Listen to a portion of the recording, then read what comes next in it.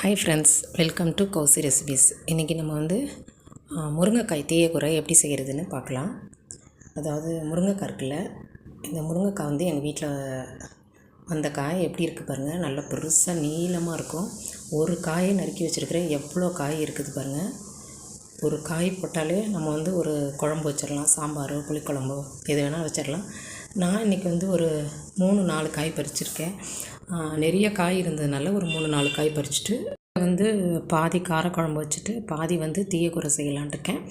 இப்போ பாருங்கள், இது குழம்புக்கு நல்ல பெரிய காயாக எடுத்துகிட்டு குழம்புக்கு எடுத்து வச்சுட்டேன். கொஞ்சம் சின்ன காயாக இருக்கிறதெல்லாம் நம்ம தீயக்குறை செஞ்சுக்கலாம். நல்லா நீளமாக காய் இருக்கிறதுனால நிறைய ஒரு 4 காய் பறித்தோம்னா போதும். குழம்பு பொரியல் ரெண்டுமே செஞ்சிடலாம். இது எங்கள் வீட்டு முருங்கைக்காய் இது. அதனால் இது ரொம்ப டேஸ்டியாக இருக்கும். மாவாக இருக்கும். ரொம்ப நல்லாயிருக்கும். இது எங்களுக்கு வெளியில் காய் வாங்கி சாப்பிட்றத விட வீட்டில் காய் இருக்கிறதுனால இந்த காய் இந்த டேஸ்ட் எங்களுக்கு வெளியில் காய் வாங்கி சாப்பிட்டா அது அந்த டேஸ்ட்டு பிடிக்கிறதில்ல. அதனால் நான் ரேர் முருங்கைக்காய் வாங்க மாட்டேன். எப்போயாவது இந்த சீசனில் எங்கள் வீட்டில் காய் காய்க்கிறப்ப தான் நான் முருங்கைக்காய் வாங்கி சமைக்கிறது.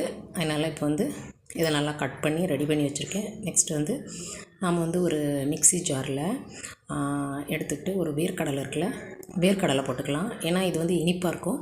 காரக்குழம்பு வைக்கிறதுனால இனிப்பாக பொரியல் செய்கிறது நல்லது.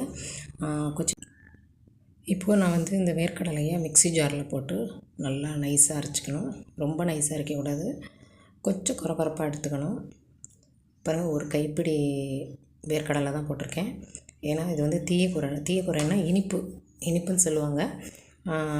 ஆந்திராவில் இது ரொம்ப ஸ்பெஷல். இது எல்லார் வீட்லேயுமே இது அதிகமாக செய்வாங்க. இப்போ இந்த சீசனில் முருங்கைக்காய் கிடச்சிச்சின்னா நல்லா இது சூப்பராக இருக்கும். இது சாப்பிட்றதுக்கு புளிக்குழம்பு, காரக்குழம்பு எல்லாம் வைக்கிறப்ப இந்த மாதிரி நம்ம செஞ்சுக்கலாம். இதில் ஒன்றுமே இல்லை, வெறும் தண்ணி தான் ஊற்றிருக்கேன். ஒன்றுமே கிடையாது. தண்ணி ஊற்றிட்டு இந்த முருங்கைக்காயை போட்டுட்டு நம்ம வேக வைக்கணும். இப்போது இந்த முருங்கைக்காயில் கொஞ்சமாக நான் மஞ்சள் பொடி போட்டுக்கிறேன். இதில் ஒன்றுமே இல்லை, வெறும் உப்பு தான். மஞ்சள் பொடி, உப்பு, கொஞ்சம் மிளகாய் பொடி போடணும்.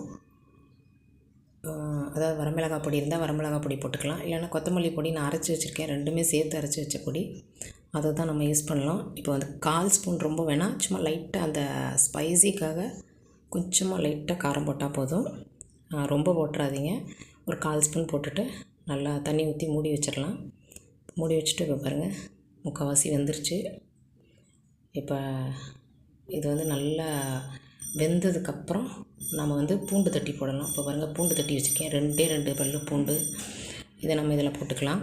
போட்டுட்டு நல்லா வேகட்டும். வெந்ததுக்கப்புறம் நம்ம இந்த பொடி போடணும்.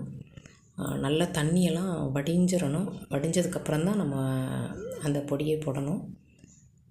இப்போ பாருங்கள், நல்லா தண்ணி வடிஞ்சிருச்சு. இப்போ நான் நல்லா வதக்கி விட்டுட்டேன். இங்கே பாருங்கள், தண்ணி சுத்தமாக இல்லை. நல்லா முருங்கைக்காய் நல்லா வெந்துருச்சு. இப்போது நாம் ஆக்சுவலாக இதில் நம்ம வெங்காயம், தக்காளி எதுவுமே போடலை. எண்ணெய் நான் ரொம்ப ஊற்றலை.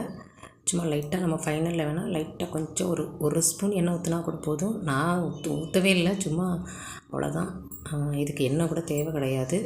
இப்போ நம்ம இந்த பொடி அரைச்சி வச்சுருக்கோம்ல, வேர்க்கடலை பொடி, அதில் இதில் நான் ரொம்ப போடலை, கொஞ்சம் போட்டுக்கிறேன். இங்கே பாருங்கள், கொஞ்சமாக போட்டுட்டு அதை நல்லா பிரட்டி விட்டுக்கலாம். நம்ம நெக்ஸ்ட்டு அந்த பொடி அப்படியே ஒரு டப்பாவில் எடுத்து வச்சுட்டு நெக்ஸ்ட்டு முருங்கைக்காய் செய்கிறப்ப நம்ம அதே பொடியை போட்டுக்கலாம்.